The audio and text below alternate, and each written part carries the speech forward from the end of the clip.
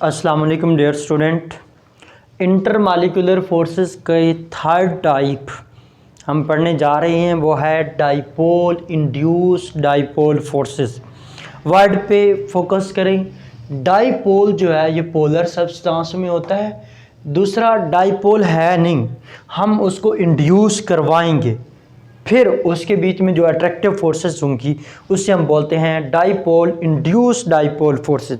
अब इसी को हम क्या बोलते हैं, इसका दूसरा नाम है डीबाय फोर्सेस।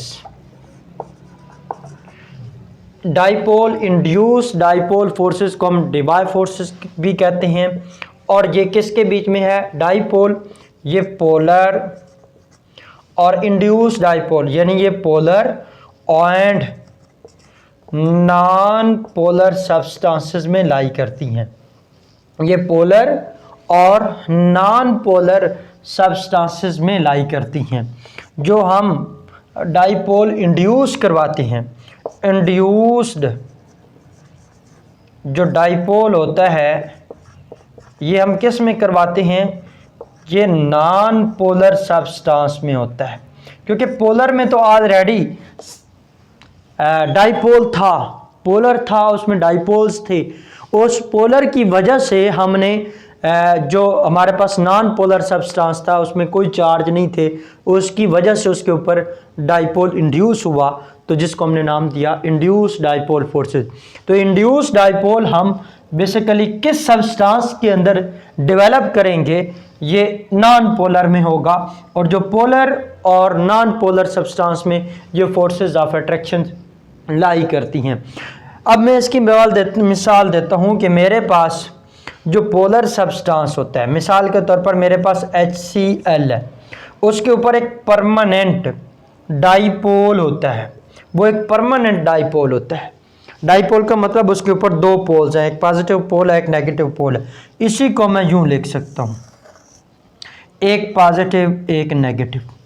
अब जो नॉन पोलर मॉलिक्यूल है उसके ऊपर ये डाइपोल्स तो नहीं होंगे, लेकिन उसके अंदर समझने वाली बात है, क्या वो मैटर नहीं है? मैटर भी है। जब मैटर है तो क्या उसके अंदर इलेक्ट्रॉन या प्रोटॉन नहीं लाई करते? डेफिनेट बात है, उनमें इलेक्ट्रॉन भी लाई करते हैं और उनमें प्रोटॉन भी लाई करते हैं। अब सिंपली बात है कि जब मेरे पास ये नॉन पोलर सब्सटेंस है, मैंने उसको यूं लिख देता हूं, ये मेरे पास पोलर है, ये मैं लिखा नॉन पोलर। देखें इसके अंदर ये पॉजिटिव है और मैंने बाहर लिख रहा हूँ नेगेटिव। ये पॉजिटिव उसके न्यूक्लियस को रिप्रेजेंट कर रहा है और ये नेगेटिव उसके इलेक्ट्रॉन को रिप्रेजेंट कर रहे हैं। लेकिन डेफिनेट बात है कि ये आपका डाइपोल है, ये पोलर सब्सटेंस है और ये क्या है? नॉन पोलर सब्सटेंस है। अब इसकी अभी तक इसको समझो जो सेपरेट सेपरेट है। जैसे ही इस पोलर सब्सटेंस को मैं नॉन पोलर सब्सटेंस में ऐड करूंगा तो यहां पे कुछ अट्रैक्शन या रिपल्सिव फोर्सेस डेवलप होंगी। कैसे? ये नेगेटिव पार्ट, इस डाइपोल में दो पार्ट हैं, देखें एक पॉजिटिव पार्ट है, एक नेगेटिव पार्ट है। जब ये नेगेटिव चार्ज, नेगेटिव यानी अपोजिट चार्ज क्या करते हैं? अट्रैक्ट करते हैं, और सेम चार्ज क्या करते हैं? रिपेल करते हैं। यहां पे ये छोटा सा एक पॉइंट लिख लें, सेम चार्जेस जो हैं ये रिपल्जन देते हैं, और जो अपोजिट चार्जेस हैं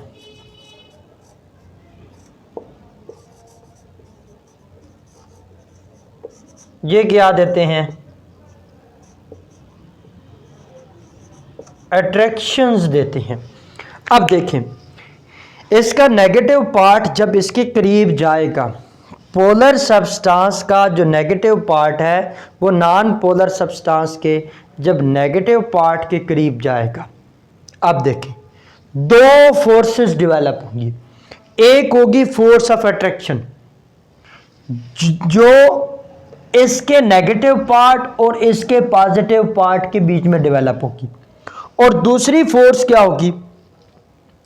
अट्रैक्शन, एक फोर्स अट्रैक्शन की जो इस पोलर सब्सटेंस के नेगेटिव पार्ट और नॉन पोलर सब्सटेंस के पॉजिटिव पार्ट के बीच में लाई करेगी। और दूसरी फोर्स क्या है, रिपल्जन की, यानी जो पोलर सब्सटेंस का नेगेटिव पार्ट है वो नॉन पोलर सब्सटेंस के नेगेटिव पार्ट को रिपेल करेगा जब ये एक दूसरे के करीब आए। हुआ क्या, अब ये मैंने लिखा, ये उसी तरह पॉजिटिव, ये उसी तरह नेगेटिव। अब ये वाला जो, ये मैं लिख देता हूं डाइपोल। अब जब ये इसके करीब आया, अब क्या हुआ, इसके करीब आने की वजह से जो ये वाला था ये क्या होगा, अपनी शेप को चेंज करेगा। कैसे, यहां पे इस नेगेटिव की वजह से इसका पॉजिटिव अट्रैक्शन डेवलप हुई, ये करीब आएगा और ये जो नेगेटिव पार्ट है इस नेगेटिव पार्ट के साथ रिपल्जन की वजह से दूर जाएगा। अब ये जो नॉन पोलर मॉलिक्यूल था उसके अंदर भी डाइपोल हुआ है, लेकिन वो इंड्यूस हुआ है। इंड्यूस का मतलब था जो पहले नहीं था, किसी की वजह से डेवलप किया है। जब पोलर मॉलिक्यूल उसके करीब आया तो पोलर मॉलिक्यूल के नेगेटिव पार्ट ने नॉन पोलर मॉलिक्यूल के पॉजिटिव पार्ट को अट्रैक्ट किया और नेगेटिव पार्ट को रिपेल किया। ये उसी वक्त तक एग्जिस्ट करेगा जब तक ये पोलर सब्सटेंस उसके अंदर मौजूद रहेगा। जैसे ही हम पोलर सब्सटेंस को निकालेंगे ये अगेन अपनी पुरानी पोजीशन पे वापस आ जाएगा। अब हुआ क्या, जब हमने इसको देखा तो ये जो नेगेटिव पार्ट है इस नेगेटिव पार्ट के रिपल्जन की वजह से दूर चला गया और जो ये नेगेटिव पार्ट है ये पॉजिटिव पार्ट उसके साथ अट्रैक्शन की वजह से करीब आ गया।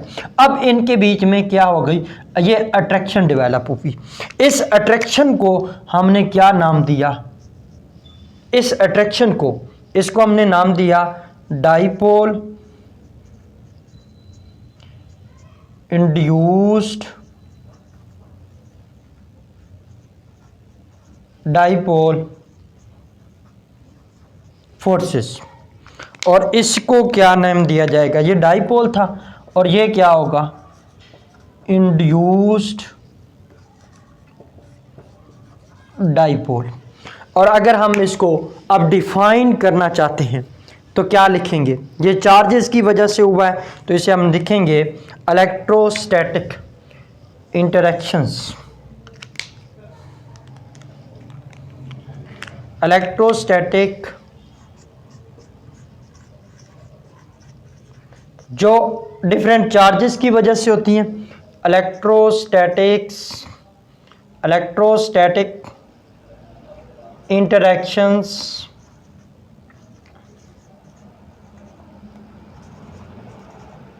विच आर प्रोड्यूस्ड, जो कि बनती हैं, या इलेक्ट्रोस्टैटिक इंटरैक्शंस आसान कर देता हूं, बिटवीन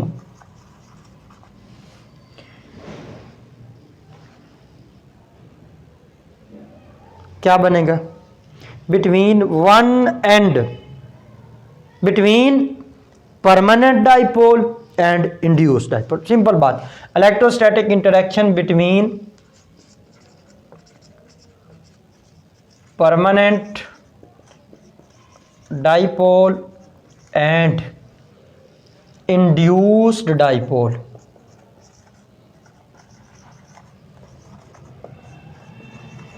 बनाना डेफिनेशन को कोई मुश्किल नहीं है, अपने लफ्ज़ों में ही हमने लिखा है। द इलेक्ट्रोस्टैटिक इंटरैक्शन या the electrostatic forces between the permanent dipole of between the permanent dipole, यहाँ पे आकर आपने इजाफी लिखना चाहते हैं, between the permanent dipole of polar molecule and induced dipole of non polar molecule में लिख देता हूँ, between the permanent dipole of one molecule and induced dipole of an other molecule। ये हमारे पास क्या कहलाएगा, डाइपोल, इंड्यूस्ड डाइपोल फोर्सेस। और ये हमेशा एक परमानेंट पोलर सब्सटेंस और दूसरा नॉन पोलर सब्सटेंस के बीच में एग्जिस्ट करती हैं। जो इंड्यूस्ड डाइपोल बनता है वो किस में बनता है, नॉन पोलर सब्सटेंस में, और जो परमानेंट डाइपोल होता है वो किस में होता है, पोलर सब्सटेंस में। और यहाँ पे भी वही बात हम करेंगे कि जो इनके अंदर जितनी अट्रैक्टिव फोर्सेस ज़्यादा होंगी उतना, हाँ, ये डाइपोल फोर्सेस से वीक होंगी। ये डाइपोल इंड्यूस्ड डाइपोल फोर्सेस जो हैं ये डाइपोल फोर्सेस से वीक होती हैं, weaker than dipole forces, weaker than dipole forces. ज़हरी बात है, अगर ये डाइपोल फोर्सेस से वीकर हैं तो इस केस में ये मेल्टिंग पॉइंट जो बन फिज़िकल प्रॉपर्टीज़ भी इस केस में हमारी लो होंगी। That's all about dipole induced dipole forces. इंशाअल्लाह ताला नेक्स्ट लेक्चर के अंदर हम फर्दर लंदन डिस्पर्शन फोर्सेस को स्टडी करेंगे। आज तक के लिए इतना ही काफ़ी है जो मैंने पढ़ाना था। नेक्स्ट इंशाअल्लाह ताला हम नेक्स्ट लेक्चर में देखेंगे। कुछ कल छुट्टियों रही हैं, वजह यह थी कि कुछ तबीयत नासाज थी। अल्लाह से दुआ को हूँ अल्लाह ताला आपको दीन दुनिया आखरत की कामयाबियों से नवासे। मैं बंदा नाचीज़ को अपनी दुआओं में याद रखा करें। वमा अलैना इल्लल बलागुल मुबीन।